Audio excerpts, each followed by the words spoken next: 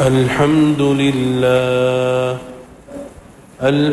لله نحمده ونستعينه ونستغفره ونؤمن به ونتوكل عليه ونعوذ بالله من شرور أنفسنا ومن سيئات أعمالنا من يهده الله فلا مضل له ومن يضلله فلا هادي له ونشهد أن لا إله إلا الله وحده لا شريك له ونشهد أن سيدنا ومولانا محمدًا عبده ورسوله أما بعد فأعوذ بالله من الشيطان الرجيم بسم الله الرحمن الرحيم يا أيها الذين آمنوا اتقوا الله وكونوا مع الصادقين صدق الله العظيم.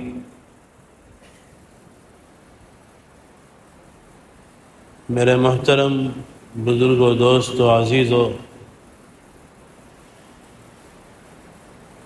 اللہ تبارک و تعالیٰ کا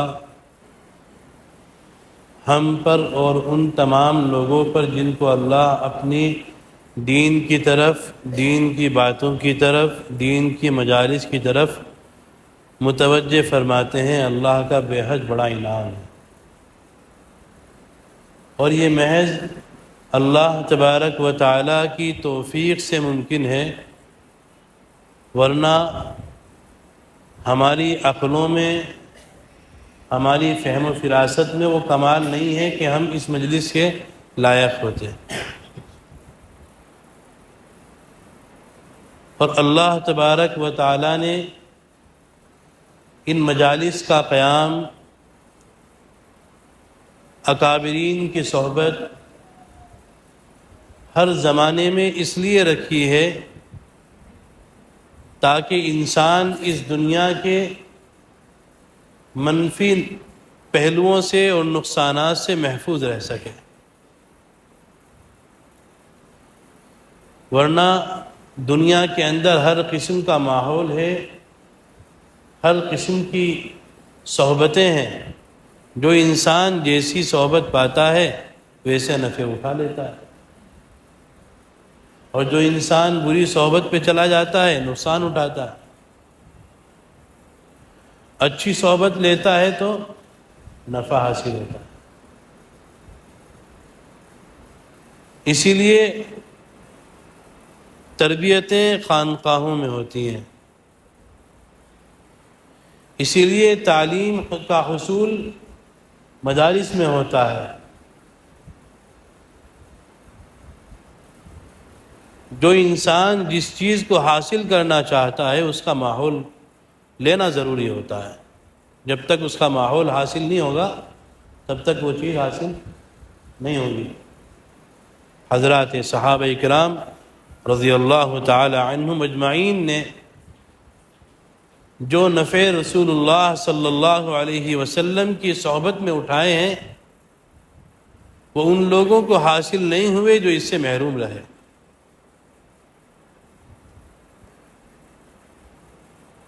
اللہ نے قرآن کریم جیسی مقدس اور پاکیزہ کتاب جو انسانیت کے لیے کامیابی کا نمونہ ہے اور نور پیدا ہونے کا راستہ ہے، اللہ نے عطا فرمایا. لیکن یہ قرآن کریم اگرچہ اپنی تلاوت کے اعتبار سے بھی اجر و ثواب رکھتا ہے، لیکن اس کا مقصد اس کے اندر ذکر کردہ احکام کو اپنی زندگی میں لا کر زندگی کو اس سے روشن کرنا ہے. آیت کریمہ آپ حضرات کی خدمت میں عرض کی. اللہ فرماتے ہیں یا ایھا الذین آمنوا، سب سے پہلی چیز یہ ہے کہ اللہ نے اس آیت کریمہ کے اندر جو خطاب فرمایا وہ ایمان والوں سے ہے۔ ایمان والے کون ہیں؟ ایمان اللہ تبارک و تعالی کی ذات عالی کو جاننے کا نام نہیں ہے، اور اللہ کے رسول محمد الرسول اللہ صلی اللہ علیہ وسلم کی ذات عالی کو جاننے کا نام نہیں ہے۔ ایمان نام ہے اللہ اور اس کے رسول کو ماننے کا۔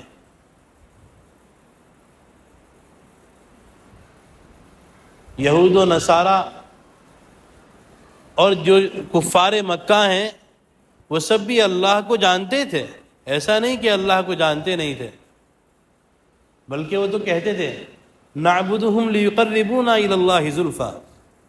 کہ ہم ان کی عبادت جو کرتے ہیں بتوں کی، وہ اللہ کے قریب ہونے کے لیے کرتے ہیں کہ یہ اللہ کے ہم سے قریب ہیں، ہم ان سے قریب ہوں گے، یہ اللہ کے قریب ہیں تو ہم قریب ہو جائیں گے، ایک واسطہ پیدا ہو جائے گا۔ تو جانا تو انہوں نے بھی اللہ کو تھا، لیکن اللہ کو مانا نہیں تھا، کیونکہ اللہ کو ماننا تو اللہ کی شان نشان ہے، جو اللہ کے رب ہونے کا، اللہ کے اللہ ہونے کا مقام ہے، مرتبہ ہے، حق ہے، اس کے مطابق اللہ کو ماننا اصل ماننا ہے۔ محمد الرسول اللہ صلی اللہ علیہ وسلم کو ماننا اس طور پر ہے کہ ہم تمام انبیاء علیہم الصلاۃ پر ایمان لاتے ہیں، ہم تمام آسمانی کتابوں پر ایمان لاتے ہیں، لیکن ہم اتباع جو کریں گے وہ رسول اللہ صلی اللہ علیہ وسلم کی کریں گے،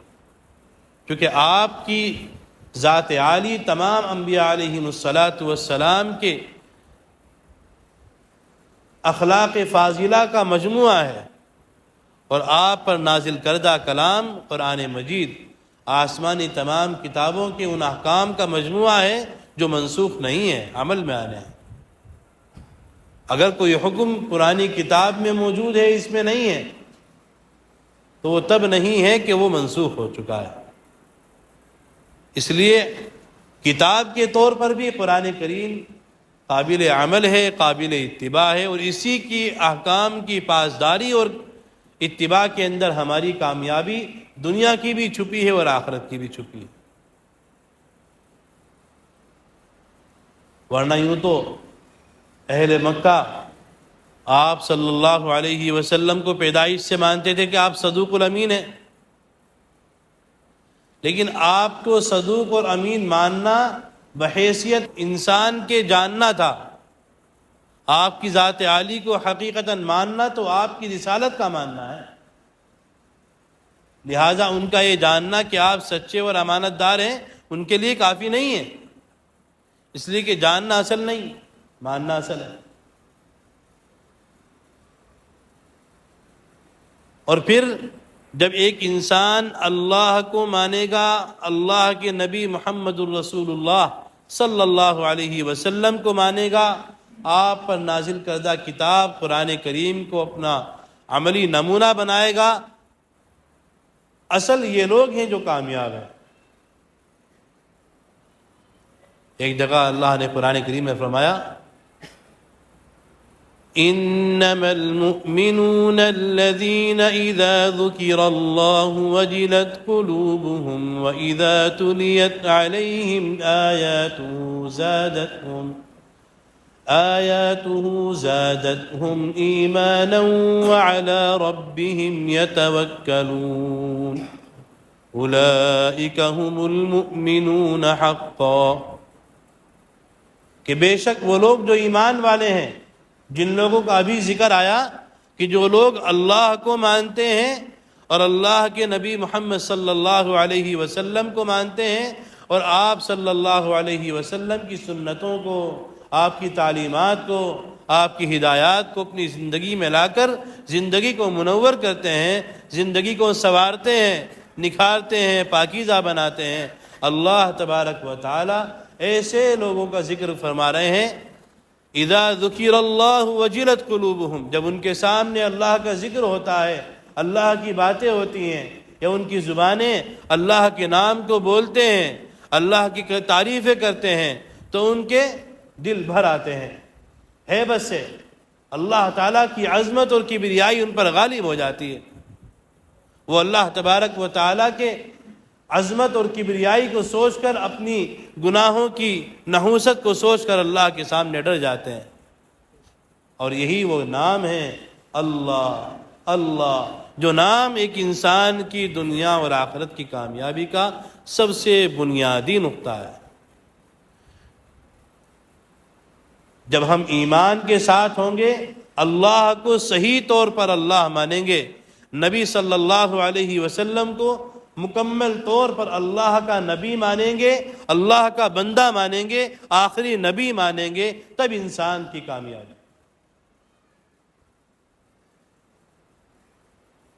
اور جب ایمان پختہ ہوں گے، ایمان بن رہے ہوں گے، بڑھ رہے ہوں گے، انسان روزانہ اللہ کے ذکر کو کرتا ہوگا۔ یہ جو اللہ کا ذکر ہے یہ کوئی رسم نہیں ہے، یہ بہت اہم دولت ہے۔ ایک فلسفے کے ماہر گزشتہ بہت دور کے زمانے میں ایک مریض کے پاس آئے اور ایک بزرگ کو دیکھا کہ وہ اللہ کے کلام کو پڑھ کر دم کر رہے ہیں، تو اس فلسفی نے کہا کہ بھلا زبان سے کچھ کہنے سے اور پھونک مارنے سے بھی کچھ ہوتا ہے؟ وہ بزرگ خاموش رہے۔ اس کے بعد ذرا سی دیر گزری، ان فلسفی داں کو مخاطب کر کے فرمایا، تو کتا ہے۔ تھوڑی دیر بعد پھر فرمایا، تو کتا ہے۔ اب ہر بار یہ کہنے پر ان کے چہرے کی سرخی میں اضافہ ہو رہا ہے، غصہ بڑھ رہا ہے۔ جب تیبارہ کہا کہ تو کتا ہے، آگ ببولا ہو گئے، یہ کیا طریقہ ہے؟ تم مجھے ایسے جملے کہہ رہے ہو، مجھے غصہ آ گیا۔ پھر ان بزرگ نے فرمایا، میرے اس جملے سے تمہارے دل کی کیفیت بدل رہی ہے، تمہارے ہوش و حواس بدل رہے ہیں، منتقل ہو رہے ہیں۔ اب سوچئے، یہ تو اللہ کا کلام ہے، اس سے کیوں نہیں تبدیل ہو جائیں گے؟ جب میرے الفاظ سے آپ کی حرکتیں تبدیل ہو گئیں، یہ تو اللہ کا کلام ہے، اور جو مستقل طور پر مکمل شفا ہے، اس کلام سے کیوں نہیں حالات تبدیل ہو سکیں گے؟ کہ اللہ کا ذکر انسان کی کیفیت کو بدل دیتا ہے، دل کی صفائی ہوتی ہے، دل کے اندر جو زنگ ہے، جو داغ ہے، جن کا حدیث پاک میں ذکر ہے، جب انسان گناہ کرتا ہے ایک دھبا دل پر لگ جاتا ہے، سیاہ نقطہ، اور جب کرتا رہتا ہے نقطہ لگتا رہتا ہے، اگر وہ توبہ کرے تو وہ صاف ہو جاتا ہے، اور نہیں کرتا تو آہستہ آہستہ دل سیاہ ہو جاتا ہے۔ تو یہ جو ذکر ہے، اپنے مشائخ سے منسلک ہو کر ان کی ہدایات کے مطابق، جو لوگ جن شیخ سے تابع ہیں، جو لوگ مفتی صاحب سے منسلک ہوں، اگر وہ لوگ مفتی صاحب کی ہدایات کی روشنی میں، اپنے اپنے مشائخ کی روشنی کے اندر ان کی ہدایات کے مطابق اپنے اذکار کو اختیار کرنا، قرآن کی تلاوت کرنا، نمازوں کا اہتمام کرنا، اور اس کے ساتھ میں وہ اذکار کرنا جو ہمارے مشائخ ہمیں تلقین کرتے ہیں، یہ ہمارے دلوں کی صفائی کا، ہمارے نفس کی اصلاح کا، ہماری تربیت کا بہترین ذریعہ ہے۔ اور جب ہم یہ ذکر کریں گے، جو کیفیت اس آیت میں آ رہی ہے وجلت قلوبہم، یہ کیفیت پیدا ہونی شروع ہوگی، تھوڑا وقت لگے گا، چونکہ جب برتن گندا ہوتا ہے پہلے صاف کیا جاتا ہے، تب کھانا پروسا جاتا ہے۔ ایسا نہیں کہ برتن اٹھایا جو کہ تمہیں کھانا پروس دیا، بلکہ پہلے برتن صاف ہوگا، دھلے گا، اس کے بعد اس میں سامان نکالا جائے گا۔ ایسے ہی اللہ کا نور، اللہ کا کلام، اللہ کا ایمان بہت بڑی دولت ہے۔ اس کائنات میں جو انسان پیدا ہو گیا اور وہ اس دنیا سے جانے لگے، اگر وہ سب کچھ لے گیا، ایمان نہ ملا تو کچھ نہ لے کے گیا، اور جو ایمان لے گیا کچھ بھی نہ ملا تو سب کچھ لے گیا۔ یہ ایمان اس دنیا انسانیت کے اندر آنے والے انسان کے لیے بچا کر لے جانے کی سب سے قیمتی اور بڑی دولت ہے۔ پھر فرماتے ہیں اللہ قرآن کریم میں وَإِذَا تُلِيَتْ عَلَيْهِمْ آيَاتُهُ زَادَتْهُمْ إِيمَانًا، جب ان ایمان والوں کے دلوں کے اندر اللہ کا ایمان بنا ہوا ہوتا ہے تو اس کی حالت یہ ہوتی ہے کہ جب اللہ کا کلام پڑھا جاتا ہے تو ان کے ایمان میں اضافہ ہوتا ہے، ان کے ایمان میں اضافہ ہوتا ہے۔ وَعَلَى رَبِّهِمْ يَتَوَكَّلُونَ، اور اس ایمان کی برکت سے ان کا توکل اللہ پر مضبوط ہو جاتا ہے۔ دنیا کے اسباب، دنیا کی سیاستیں، دنیا کے عقل مندیاں اس کے مقدر کو ایسا اس کے ساتھ جوڑ دیتی ہیں کہ اس کو جو ملنا ہے اس سے وہ مطمئن ہو جاتا ہے، اور جو اس کو نہیں ملنا ہے اس کا وہ افسوس نہیں کرے گا، اس لیے کہ اس کو اللہ کی ذات پر مستقل توکل ہے۔ اس کو اللہ فرماتے ہیں اولئک هم المؤمنون حقا، حقیقت میں یہ لوگ ایمان والے ہیں، یہ حقیقت میں ایمان والے ہیں۔ اب ایمان کیسا ہونا چاہیے؟ ہمارے ایمان کی حالت یہ کہ آج نماز پڑھواتا ہے، کل کو چھڑوا دیتا ہے، آج روزہ رکھا ہے، کل کو چھڑوا دیتا ہے، روزہ رکھ لیا، روزے کی حالت میں بہت سارے گناہ نہ کرنے کے تھے، ہمارا ایمان اتنا کمزور ہے کہ وہ گناہ بھی کرواتا ہے، بد نظری کرائے گا، گانے سنوائے گا، جھوٹ بلوائے گا، غیبتیں کروائے گا، غلط جگہوں پر پھروائے گا، غلط لوگوں میں بٹھوائے گا، غلط لوگوں میں کھلوائے گا۔ ایسا کیسا ایمان جس کی طاقت اتنی نہ ہو کہ وہ انسان کو مسجد مستقل لے آئے، ایسا کیسا ایمان جو انسان کو جھوٹ سے نہ روک دے، ایسا کیسا ایمان جو انسان کے روزے کی حفاظت نہ کرا سکے،